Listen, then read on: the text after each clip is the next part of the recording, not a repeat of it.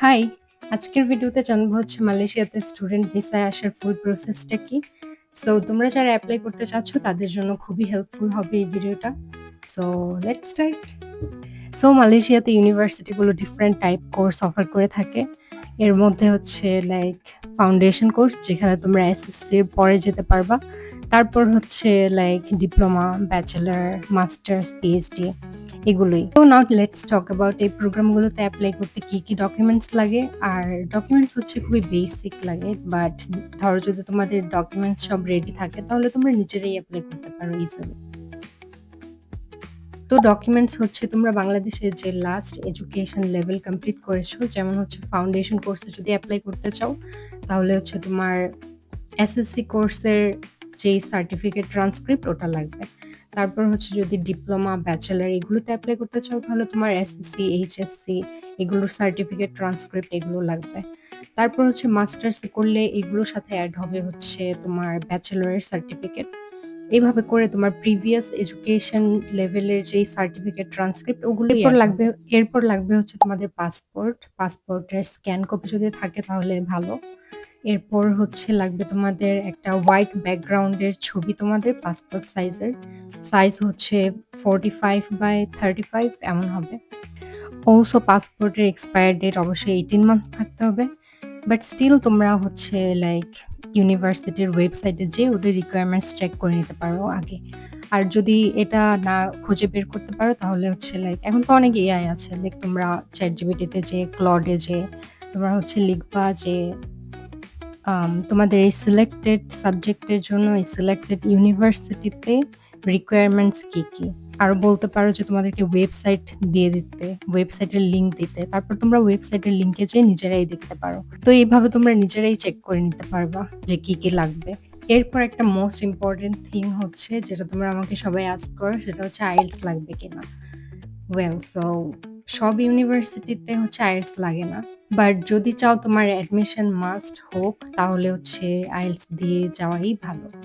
কারণ হচ্ছে দেখো মালয়েশিয়াতে সব দেশ থেকেই হচ্ছে এপ্লাই করে। অনেক অনেক স্টুডেন্টস এপ্লাই করে। দেন তোমার প্রোফাইলের মতো সেম প্রোফাইল যদি একজনের হয় অ্যান্ড যদি আইএলটিএস দিয়ে থাকে তুমি যদি না দাও তাহলে ওকেই কনসিডার করবে তোমাকে না। অলসো তোমরা ভিসা পাওয়ার পর যদি মালয়েশিয়াতে আসো দেন হচ্ছে তোমাদের আগে আইএলটিএস দেয়া লাগবে। তারপর হচ্ছে লাইক মেবি 6 মান্থস এর মতো লাগবে। তোমাদের আইএলটিএস দিয়ে তারপর মেইন কোর্সে এনরোল করতে দিবে। নাহলে আগেই এনরোল করতে পারবে না আইএলটিএস ছাড়া। লাইক আমি যখন এপ্লাই করেছিলাম তখনও হচ্ছে লাইক আমার টাইম ছিল না যে আইএলটিএস দিব। আমি একদম লাস্ট টাইমে এপ্লাই করেছিলাম। সো আম ১ম ভেবেছিলাম আইএলটিএস দিব না। তারপর জানলাম যে যদি আমি আইএলটিএস না দিই এরপর আমার হচ্ছে 6 মান্থস এর মতো ইউনিভার্সিটিতে যেয়ে আগে হচ্ছে আইএলটিএস করা লাগবে। তারপর আইএলটিএস দিয়ে এরপর হচ্ছে আমি মেইন কোর্সে এনরোল করতে পারবো। কিন্তু আইএলটিএস যেই একটা সেমেস্টারের মধ্যে আমি দিব, ওইটার মধ্যে আবার সেমেস্টার ফিসও দেয়া লাগবে। এরপর আমি বাংলাদেশ থেকে দিয়েই তারপর গিয়েছি। মানে প্রিপারেশন ছাড়াই দিয়েছিলাম। সো আই থিংক বাংলাদেশ থেকে দিয়ে গেলেই ভালো। তোমাদের জন্য ইজি হবে একটু। তোমরা যেকোনো দেশেই যাও তোমাদের আইএলটিএস বা হচ্ছে লাইক যেকোনো ইংলিশ প্রফিসিয়েন্সি সার্টিফিকেট লাগবেই। যেমন হচ্ছে পিটিই, তারপর হচ্ছে ডুওলিঙ্গো, তারপর হচ্ছে টোফেল মানে এসব কোনো একটা তো লাগবেই। আচ্ছা ওয়ান মোর থিং এমন না যে তোমাদের অ্যাপ্লিকেশন করার সময়ই তোমাদের আইএলটিএস লাগবে। যেমন ধরো তোমাদের ডেডলাইন চলে আসছে এপ্লাই করার। সো তোমরা আগে এপ্লাই করে দিলা। তারপর হচ্ছে এরপর 1 মান্থ পরেও তোমরা হচ্ছে আইএলটিএস সার্টিফিকেট ওখানে সাবমিট করতে পারবা। যেমন ধরো তুমি ইউনিভার্সিটিতে মেইল করে সাবমিট করে দিয়েছো। এভাবেও করা যাবে। লাইক আমি তো এমনটাই করেছিলাম। আর যদি তোমরা কোনো এজেন্সি থেকে শুনে থাকো যে মালয়েশিয়াতে যাওয়ার জন্য আইএলটিএস লাগবে না, জাস্ট নো দ্যাট ওরা মিথ্যা বলতেছে বা হচ্ছে ওরা তোমাদেরকে এমন ইউনিভার্সিটিতে নিয়ে ফেলবে যে লাইক মানে তোমাদের রেজাল্টের কোনো ভ্যালু থাকবে না। এমনি হচ্ছে আমরা বাংলা মিডিয়ামে যারা আছি তাদের হচ্ছে এরকম বাইরে যেয়ে ১ম একটু সাফার করতে হয় লাইক ইউজড টু হতে। একদমই পুরো সবকিছু ইংলিশে। সো আই থিংক তোমরা যারা বিদেশ যেতে চাও তারা হচ্ছে আরো আগে থেকেই তোমাদের ইংলিশ ইমপ্রুভ করো। আচ্ছা তো এখন আসি অ্যাপ্লিকেশন প্রসেসে কি করতে হয়? তোমাদের অ্যাপ্লিকেশন ফিস লাগে কিনা? সো এখানে হচ্ছে যেই প্রাইভেট ইউনিভার্সিটি গুলো আছে ওগুলোতে হচ্ছে অ্যাপ্লিকেশন ফিস লাইক মেক্সিমাম ইউনিভার্সিটিতেই নেই। কয়েকটা ইউনিভার্সিটিতে আছে। পাবলিক ইউনিভার্সিটি যেগুলো ওগুলোতে প্রায় সবগুলোতেই হচ্ছে ফিস আছে। আর ফিস হচ্ছে অ্যাপ্রক্সিমেটলি লাইক ৳৪০০ থেকে ৳৬০০ এমন হতে পারে। সব ইউনিভার্সিটি গুলোরই হচ্ছে অ্যাপ্লিকেশন পোর্টাল আছে যেখানে যেয়ে লাইক তোমরা শুধু সাইন আপ করবা। তারপর হচ্ছে তোমাদের ডকুমেন্টস সবকিছু দিবা। এরপর হচ্ছে জাস্ট ফিস ওখানে পে করে দিবা। এটা হচ্ছে দ্যাটস ইট। অ্যাপ্লিকেশনের পর তোমরা জাস্ট ওয়েট করবা অফার লেটার আসা পর্যন্ত। তো ফার্স্ট এ হচ্ছে তোমাদের কন্ডিশনাল অফার লেটার আসতে পারে। কন্ডিশনাল অফার লেটারে হচ্ছে ওরা কোনো ডকুমেন্টস চাইতে পারে তোমার থেকে। আম লাইক কোনো ডকুমেন্টস যদি মিসিং থাকে অ্যান্ড ওরা যদি চায় দেন তোমরা জাস্ট মেইলে সেন্ড করে দিবা এমন। তারপর হচ্ছে ইএমজিএস ফিস দিতে বলতে পারে which is completely normal and ওরা হচ্ছে তোমাদেরকে ফিস কোথায় দিবা অ্যান্ড সব ডিটেইলস তোমাদেরকে দিয়ে দিবে, bank details and everything and fees কত দিবা সেটাও হচ্ছে তোমাদেরকে ডিটেইলস দিয়ে দিবে। দেন তোমরা পে করার পর হচ্ছে তোমাদের লাইক পোর্টাল ওপেন হয়ে যাবে। এরপর হচ্ছে তোমাদের মেইন যে অফার লেটার সেটা চলে আসবে। আর মেইন অফার লেটারে হচ্ছে তোমরা দেখতে পারবা যে তোমাদের কোর্স ফিস, তারপর হচ্ছে কোর্সের ডিউরেশন অ্যান্ড মানে আরো যা আছে অ্যান্ড ইএমজিএস ফিস কত সেটাও দেখতে পারবা। এরপর আসো ইএমজিএস ফিস কি? তো এটা হচ্ছে এডুকেশন মালয়েশিয়া গ্লোবাল সার্ভিস। এটা হচ্ছে মালয়েশিয়ার যে এডুকেশন মিনিস্ট্রি ওটার হচ্ছে একটা পার্ট। সো যত স্টুডেন্টসই মালয়েশিয়াতে আসে সবার ফাইল হচ্ছে লাইক ওরাই ভেরিফাই করে। ইএমজিএস ফিস হতে পারে আম ৳১৫০০ থেকে ৳৪,০০০ এর মধ্যে হতে পারে বা একটু কম বেশি হতে পারে বা এর মধ্যেও হতে পারে।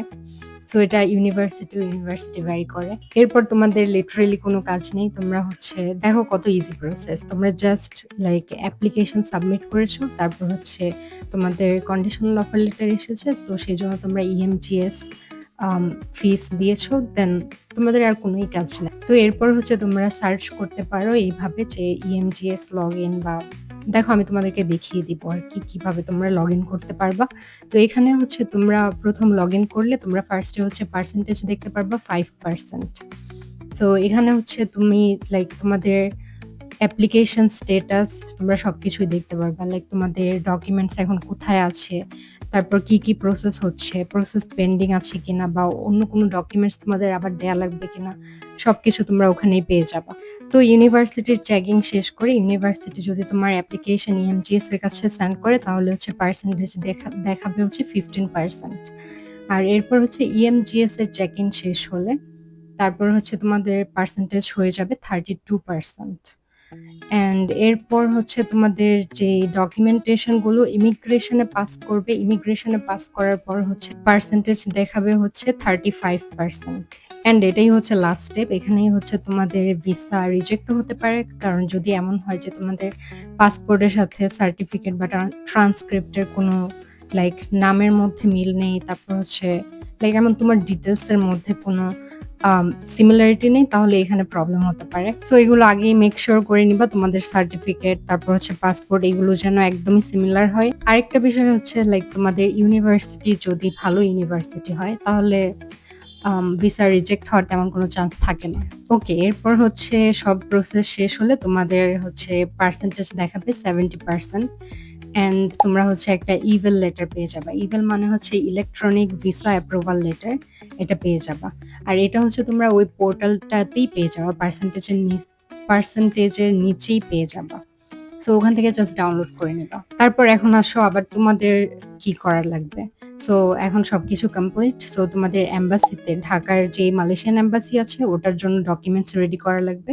আর ডকুমেন্টস হচ্ছে এগুলোই। যেমন তোমরা ইমেইল পেয়েছো, তারপর হচ্ছে অফার লেটার, এরপর হচ্ছে তোমাদের সার্টিফিকেট, ট্রান্সক্রিপ্ট।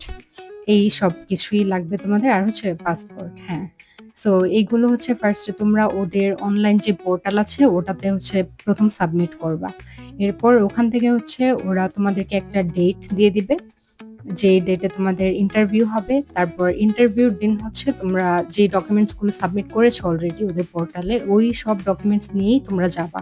এরপর হচ্ছে তোমাদের ইন্টারভিউ হবে। আর ইন্টারভিউতে হচ্ছে তেমন কিছুই জিজ্ঞেস করবে না। লাইক তোমাদের সম্পর্কে ডিটেইলস জিজ্ঞেস করবে। তারপর ইউনিভার্সিটির নাম জিজ্ঞেস করতে পারে। এরপর হচ্ছে তোমাদের ফিউচার গোল লাইক এসবই নরমাল জিনিসই জিজ্ঞেস করবে। এটাতে নার্ভাস হওয়ার কোনো কারণ নাই। অলসো আই হার্ড যে অনেকে অনলাইন যখন ডকুমেন্ট সাবমিট করে দেয় এম্বাসিতে, এরপর ওদের আর ইন্টারভিউ হয় না। মানে এমনিতেই ওদেরকে ভিসা দিয়ে দেয়। কারণ হচ্ছে ওদের প্রোফাইল অনেক ভালো থাকে আর অনেক ভালো ইউনিভার্সিটি থেকে অফার লেটার চলে আসে। সো অনেক সময় ওদের হয়ও না। এরপর হচ্ছে আবার তোমরা জিজ্ঞেস করতে পারো মালয়েশিয়াতে ব্যাংক স্টেটমেন্ট লাগে কিনা? সো মালয়েশিয়াতে ব্যাংক স্টেটমেন্ট হচ্ছে ম্যান্ডেটরি না। বাট তোমরা যদি চাও তোমাদের প্রোফাইল আরো স্ট্রং হোক তাহলে তোমরা দেখাতে পারো। আম তোমরা হচ্ছে লাইক তোমাদের টিউশন ফিস অতটুকুই দেখাতে পারো। সো এটাতে তোমাদের প্রোফাইল একটু স্ট্রং হবে আর কিছুই না। বাট না দেখালেও হবে। আচ্ছা, তো ভিসা ইন্টারভিউর ১-২ দিনের মধ্যেই হচ্ছে ভিসা কনফার্ম হয়ে যাবে। তারপর হচ্ছে তোমরা সিঙ্গেল এন্ট্রি ভিসা যেটা ওটা পেয়ে যাবা, ই-ভিসা। অ্যান্ড এটা হচ্ছে ভ্যালিড থাকবে তোমাদের 6 মান্থস। সো এই 6 মান্থস এর মধ্যে তোমাদের হচ্ছে মালয়েশিয়ায় যাওয়া লাগবে। দেন তোমরা ইউনিভার্সিটিতে যেয়ে এরপর তোমাদের আবার রিনিউ করতে হবে ভিসা। এই ৬ মাসের আগেই করা লাগবে। এরপর হচ্ছে মোস্ট ইম্পোর্টেন্ট তোমাদের ইউনিভার্সিটি ফিস। তো ইউনিভার্সিটির ফিস হচ্ছে তোমাদের অফার লেটারে দেয়াই থাকবে যে পার সেমেস্টার কত করে দিতে হবে। সো তোমরা হচ্ছে জাস্ট লাইক ওরা যেই ব্যাংক ডিটেইলস দিবে আর ওরা তোমাদেরকে মেইল করবেই যে কখন ফিস দিবা। দেন তোমাদেরকে একটা ব্যাংক ডিটেইলস দিবে যেখানে তোমরা ফিস পে করবা। আর এটা যদি ওরা না দেয় দেন ওদেরকে তুমি আবার মেইল করে নিতে পারো যে কোথায় পে করবা। ওরা আবার তোমাদেরকে ডিটেইলস দিয়ে দিবে। সো এই ব্যাংক ডিটেইলস এ তোমরা হচ্ছে জাস্ট পে করে দিবা। এটা হচ্ছে অনেক ব্যাংক স্টুডেন্ট ফাইল ওপেন করে ওখান থেকে হচ্ছে ট্রান্সফার করে দেয়। লাইক যেটা আমি করেছিলাম। ব্যাংকের নাম আমার মনে নেই কোনটা থেকে করেছিলাম। ব্রাক বা কোনটা থেকে। I don't remember right now. So তোমরা ট্রাই করবা যে ফিস দিয়ে আসতে। কারণ ফিস দিয়ে আসলে সব ঝামেলা শেষ অ্যান্ড তোমাদের আর কোনো প্রবলেম হবে না এক সেমিস্টারের জন্য। সো আজকের ভিডিওটা এই পর্যন্তই থাক। আজকে তোমাদেরকে বললাম হচ্ছে বাংলাদেশ থেকে আসার আগে তোমাদের কি প্রসেস অ্যান্ড কি করা লাগবে সবকিছু। অ্যান্ড দেন নেক্সট ভিডিওতে হচ্ছে তোমাদেরকে বলবো মালয়েশিয়াতে যেয়ে তারপর হচ্ছে তোমরা কি করবা।